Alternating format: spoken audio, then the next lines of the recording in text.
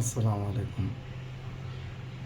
ডিম চাক্কি মশালা আমার নিজের হাতে রান্না, আমি নিজে রান্না করেছি।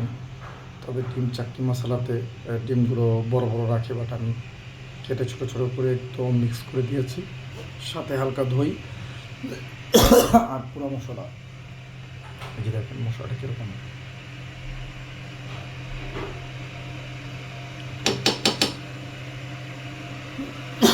টেস্টি একটা মশলা। এটাকে বলে ডিম চাক্কি মশালা। এটা ইন্ডিয়ান স্টাইলের রান্না, একেবারে খুব সুস্বাদু, খেতেও খুব টেস্টি। আমি হালকা একটু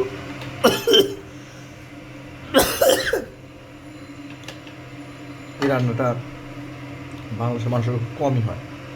তো আমার শরীরটা ভালো তো, এই জন্যই মশলাটা বানানো। ধন্যবাদ।